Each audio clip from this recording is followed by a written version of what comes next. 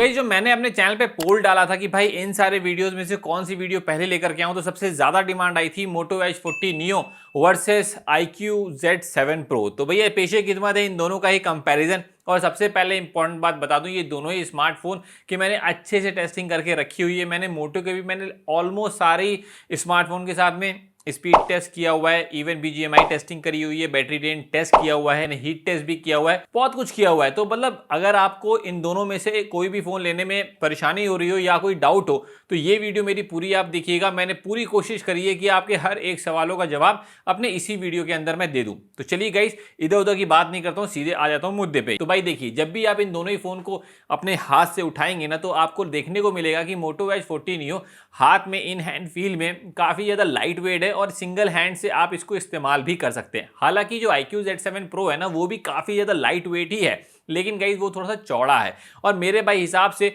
दोनों ही फोन के अपने अपने फायदे और अपने अपने नुकसान हैं। देखिए, अगर भाई आप एक चौड़ा फोन इस्तेमाल करते हैं तो भाई एक बड़ी डिस्प्ले भी उसके साथ में आती है। जी हाँ, iQOO Z7 Pro के अंदर 6.7 इंच की डिस्प्ले देखने को ना मिलती है, जो कि 120 हर्ट्ज के रिफ्रेश रेट के साथ में आती है। स्कॉट सेंसेशन आपका इसमें सिक्योरिटी भी दिया हुआ है, मतलब डिस्प्ले के ऊपर स्क्रैचेस या फिर टूटने का डर उतना नहीं है। लेकिन अगर मोटो की बात आप करेंगे तो मोटो में 6.5 इंच की डिस्प्ले आती है। कई लोग मुझसे पूछते हैं कि ये डिस्प्ले क्या देखने में छोटी मालूम देती है, तो जी नहीं गाइस, मेरे को तो पर्सनली बताऊं तो मुझे Moto H40 Neo की डिस्प्ले छोटी कभी नहीं मालूम दी। जैसे कि आपको 6.1 इंच की जो डिस्प्ले आती है वो काफी छोटी लगती है, लेकिन इसके अंदर ऐसा नहीं है। 6.5 इंच की बढ़िया डिस्प्ले दिया हुआ है, जो कि 144 हर्ट्ज के रिफ्रेश रेट पे है। इसमें NEG निपॉन इलेक्ट्रिकल ग्लास करके एक भाई ना प्रोटेक्शन आती है, वो मोटो के ऑलमोस्ट सारे ही फोनों में वही वाली ना प्रोटेक्शन आती है। उन दोनों में से बेटर प्रोटेक्शन किसमें है, तो डेफिनेटली गाइस यहाँ पे जो iQOO की डिस्प्ले है स्कॉट सेंसेशन अप वाली, वो थोड़ी सी बेहतर प्रोटेक्शन के साथ में आती है। लेकिन यहाँ पे मोटो भी एज सच कोई भाई खराब नहीं है। दोनों ही फोनों में आपको टेम्पर्ड ग्लास लगाना ही पड़ेगा, वरना तो स्क्रैचेस दोनों ही फोन में पड़ने के चांसेस हैं। दोनों में ही यहाँ पे HDR कंटेंट 4K में आप प्ले कर सकते हैं। 1300 निट्स की ब्राइटनेस दोनों में ही दिया हुआ है। लेकिन जब आप दोनों ही डिस्प्ले को फुल ब्राइटनेस पे करके इंडोर में जब मैं साइड बाय साइड में चेक कर रहा था, तो भाई मुझे हल्की सी ज्यादा ब्राइटर मुझे Vivo की डिस्प्ले यहाँ पे लगी है। और मैं आपको बताऊं, ये हल्की सी ज्यादा ब्राइटर है तो इसका मतलब ये नहीं है कि मोटो बहुत ज्यादा लो है लाइट में, बिल्कुल नहीं। आपको इंडोर और आउटडोर दोनों में ही आपको विजिबिलिटी प्रॉपर देखने को मिलेगी, दोनों ही स्मार्टफोन में। तो 144 हर्ट्ज का रिफ्रेश रेट होने की वजह से बैटरी ड्रेन थोड़ा सा मोटो में ज्यादा होगा। साथ ही में गाइस यहाँ पे मोटो के अंदर ना डुअल स्टीरियो स्पीकर है, डॉल्बी एटमॉस के सपोर्ट के साथ में आता है और काफी अच्छा लाउड और बेस के साथ में आता है। लेकिन इसका मतलब ये नहीं है कि जो iQOO के अंदर स्पीकर दिया हुआ है वो बहुत ज्यादा खराब है, वो भी काफी ज्यादा अच्छा है, लेकिन वो सिंगल स्पीकर है। तो हालांकि दोनों के बीच में डिफरेंस बहुत ज्यादा नहीं, लेकिन हाँ भाई, डॉल्बी एटमॉस के सपोर्ट होने की वजह से ज्यादा लाउडर, ज्यादा बेहतर क्वालिटी आपको हल्की सी मोटो के ना स्पीकर ही देंगे। साथ ही में आप में से काफी सारे लोग जानना चाहेंगे कि आखिरकार दोनों में से बैटरी किसकी यहाँ पे ज्यादा चलेगी। तो भाई हमने जो बैटरी ड्रेन टेस्ट किया था, अगर नहीं देखा है तो जाके आप चेकआउट ना करिएगा, उसके अंदर क्लियर है कि जब भाई ज्यादा बैटरी बैकअप आपको iQOO के अंदर देखने को मिलता है, पर मोटो उतना ज्यादा खराब बैटरी बैकअप देता नहीं है। अगर आप उसको 60 हर्ट्ज या फिर 120 हर्ट्ज पे सेट करके रखेंगे तो आपको थोड़ा सा और एक्स्ट्रा बैटरी बैकअप देखने को मिलेगा। मैंने वो वाला जो बैटरी ड्रेन टेस्ट किया है उसमें मैक्सिमम जितना रिफ्रेश रेट किसी भी डिस्प्ले में होना चाहिए मैंने वो करके रखा हुआ था, तो उसके अंदर यहाँ पे iQOO ने बाजी मारी है। लेकिन इसी के साथ में बात आती है कि दोनों में से चार्जिंग कौन पहले हो जाता है। तो हल्का सा पहले भाई यहाँ पे मोटो भी चार्ज होता है और वीवो भी, लेकिन देखने वाली बात ये है कि जो चार्जिंग डिफरेंस है वो बहुत कम है, लेकिन जो बैटरी लाइफ का डिफरेंस है ना वो बहुत ज़्यादा है। तो बैटरी के मामले में मैं फुल ऑन बोलूंगा कि भैया iQOO का फोन काफी अच्छा यहाँ पे परफॉर्मेंस आपको दे देगा, ज्यादा बेटर बैटरी लाइफ आपको नजर देगा। तो इसीलिए अगर आपको बहुत लंबे समय के लिए बैटरी चाहिए तो iQOO के फोन के साथ में आप जा सकते हैं। यहाँ पे Android 13 दोनों ही फोनों में देखने को मिलता है। ज्यादा भाई लेटेस्ट सॉफ्टवेयर में अभी यहाँ पे मोटो है, लेकिन अगर आप हिस्ट्री अगर देखेंगे तो मोटो की जो अपडेट हिस्ट्री उतनी ज्यादा अच्छी नहीं है। वहीं अगर आप iQOO की बात करेंगे तो iQOO भाई यहाँ पे रेगुलर अपडेट्स देता रहता है, मंथली रेगुलर सिक्योरिटी पैच के अपडेट्स आते हैं। और एक चीज और, यहाँ पे दोनों ही फोनों के कंपनीज ने प्रॉमिस किया है कि 3 साल का सिक्योरिटी पैच अपडेट देंगे और 2 साल के एंड्रॉइड्स अपडेट तो ये लोग देंगे ही देंगे। लेकिन यहाँ पे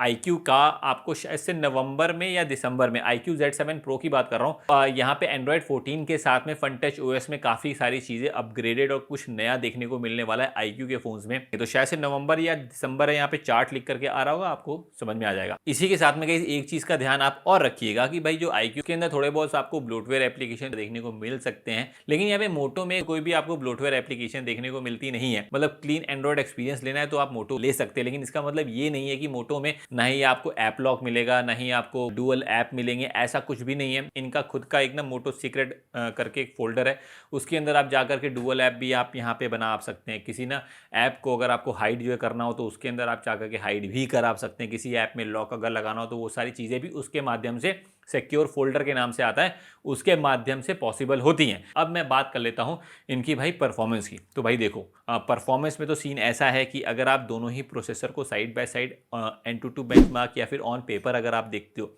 तो उसके अंदर आपको क्लियर नज़र आएगा कि iQOO या फिर वीवो का जो प्रोसेसर है वो ज़्यादा बेटर यहाँ पे परफॉर्म करता है, बिकॉज यहाँ पे ज़्यादा ताकतवर है। अगर आप Antutu benchmark, geek benchmark, CPU throttling ये सब देखोगे, सब में ही यहाँ पे iQOO का ही प्रोसेसर विन कर जाता है। लेकिन यहाँ पे ज़्यादा बेटर सपोर्ट की काइन मास्टर के अंदर, ज़्यादा बेटर ऐप ओपनिंग स्पीड की, तो वो सारी चीज़ें आपको मोटो के अंदर देखने को मिलती हैं। एक्चुअल में जो यार यहाँ पे ऐप को ओपन करने का एनिमेशन है ना, वो भाई मोटो में काफ़ी ज़्यादा हल्का सा है, मिनिमल सा है, तो जिसकी वजह से काफ़ी जल्दी एप्लीकेशन को वो ओपन कर देता है। लेकिन एक चीज़ है, यहाँ पे फिंगरप्रिंट जब अनलॉक की बारी आती है ना, तो वहाँ पे भैया iQOO जीतता है, वहाँ पे मोटो थोड़ा सा पीछे मतलब रहता है। लेकिन इन सब के बाद में भी अगर आप लोग मुझसे पूछें नॉर्मल यूसेज में कौन सा फ़ोन ज़्यादा परफॉर्मेंस बेटर देगा, ज़्यादा बेटर मल्टीटास्किंग वगैरह करेगा, ज़्यादा बेटर रैम में चीज़ों को ज़्यादा बेटर तरीके से स्टोर करके रखेगा, तो मैं बोलूँगा इस चीज़ में ना आपको सोचने की ज़रूरत नहीं है। आपको दोनों में से किसी में भी आपको ऐसा कोई प्रॉब्लम होगी नहीं। हाँ, लेकिन अगर आप गेमिंग खेलते हैं ना, तो गेमर्स के लिए मैं एक चीज़ बताना चाहूँगा कि मोटो भाई नॉर्मल गेमिंग के लिए तो ठीक ठाक है, लेकिन जहाँ पे मतलब बहुत ज़्यादा एनिमीज़ होते हैं,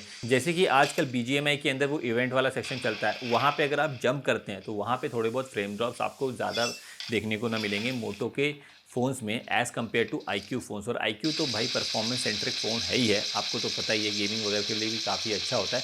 लेकिन ऐसे भी मैं आपको ना बता रहा हूँ, ज़्यादा बेटर परफॉर्मेंस गेमिंग के अंदर आपको iQOO भाई देगा।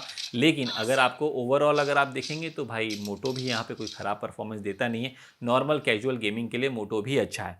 अच्छा, इसी के जस्ट बाद में अगर मैं आपसे बोलूँ कि भाई कैमरे के क्या हाल हैं, तो भाई देखो, मोटो के अंदर आपको 50 मेगापिक्सल का OIS वाला कैमरा मिलता है, और वहीं iQOO Z7 Pro के अंदर आपको 64 मेगापिक्सल का OIS वाला कैमरा। दोनों में से कौन सा कैमरा ज़्यादा बेटर है? भाई देखो, पहले तो एक चीज़ आप जान लो, मोटो के अंदर आपको एक 13 मेगापिक्सल का एक अल्ट्रा वाइड सेंसर भी देखने को ना मिलता है, जो कि ठीक ठाक फोटोज़ खींचता है। लेकिन अगर आप बैक वाले कैमरे की दोनों ही फोटोज़ को कंपेयर आप करेंगे, तो भाई इस वीडियो में आगे बढ़ने से पहले आप लोगों से रिक्वेस्ट है कि भाई चैनल पे नए हो ना, तो प्लीज़ भाई चैनल को सब्सक्राइब करो। ये सारे फ़ोन्स को भाई परचेज़ करने में और इन सारी फ़ोन्स पे वीडियोस बनाने में बहुत मेहनत जाती है और एक्सपेंसेस तो लगते ही हैं। तो अगर आप लोग सपोर्ट करोगे नहीं तो मैं बहुत समय तक की ये काम कर भी नहीं पाऊंगा, तो इसीलिए आपके सपोर्ट की ज़रूरत है। इस वीडियो को शेयर ज़रूर से ज़रूर आप करिएगा अपने फ्रेंड्स में, फैमिली में, जिसको भी फ़ोन की ज़रूरत है उनको। और हाँ, चैनल पर नए तो सब्सक्राइब करिएगा, बेल आइकन को हिट भी करिएगा और लाइक देना भूलिएगा नहीं। चलिए अब बढ़ते हैं आगे।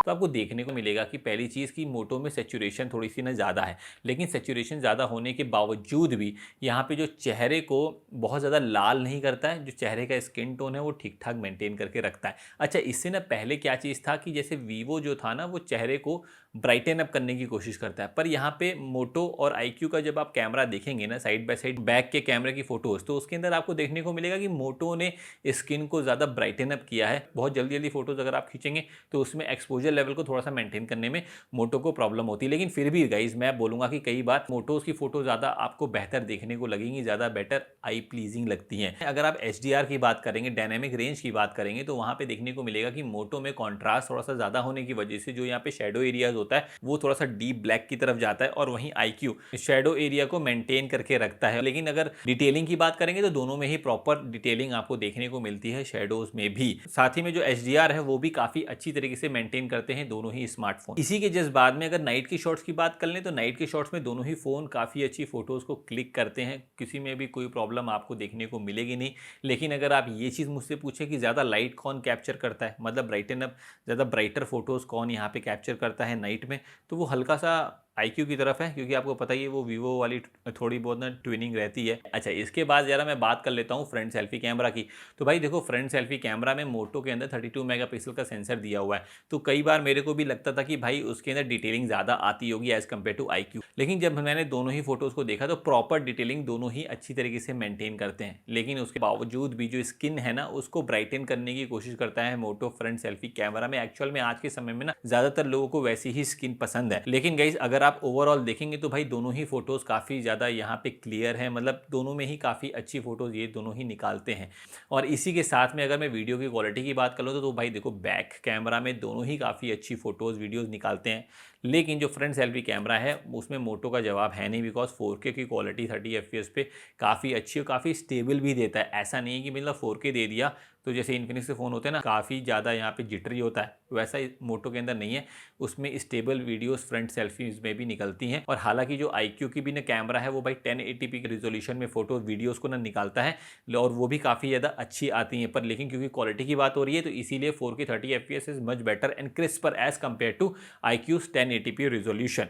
अच्छा, अब इन सब के बाद में बात आती है कि भैया अब तो ये तो ना भैया बता दो कि मेरा वर्डिक्ट क्या है, दोनों में से कौन सा फ़ोन लिया जाए। देखिए भाई, अगर आपको लॉन्ग बैटरी लाइफ चाहिए, अगर आपको गेमिंग भी चाहिए, अगर आपको लॉन्ग टर्म में आपको अपडेट ज़्यादा बेटर आपको देखने को मिले तो आप iQOO के साथ में जा सकते हैं। 21,500 रुपये का आता है। लेकिन अगर आप एक ऐसे यूज़र्स हैं जिनको एक कॉम्पैक्ट फ़ोन चाहिए, सिंगल हैंड से यूसेज के लिए चाहिए, और अगर इससे पहले आपके पास iQOO, Realme, MI के फ़ोन्स हैं, थोड़ा सा नया एक्सपीरियंस करना है, थोड़ा सा लगे तो सही कि हाँ कुछ नया फ़ोन लिया है, तब आप ले सकते हैं भाई मोटो को। साथ ही में अगर आपको फ्रंट में भी आपको 4K वीडियो रिकॉर्डिंग आपकी प्रायोरिटी है, या फिर अगर आपको व्लॉगिंग वगैरह थोड़ी बहुत करनी है, तो भाई उसके लिए भाई मोटो फ्रंट सेल्फी के लिए काफ़ी ज़्यादा अच्छा है। तो ये है डिसीजन मैं छोड़ता आपके लिए। अब आप लोग मुझे बताएं कि आपके हिसाब से दोनों में से कौन सा फ़ोन आपके लिए सही है, कमेंट सेक्शन में। लेकिन गाइस, इतनी सारी मेहनत करता हूँ सिर्फ आपके लिए, तो भाई आप लोगों की तरफ से इतना उम्मीद तो कर ही सकता हूँ कि इस वीडियो को एक लाइक आप दे दें और कमेंट सेक्शन में जाके बताएं कि भाई आखिरकार आपको दोनों में से कौन सा फ़ोन ज़्यादा बेटर लगा।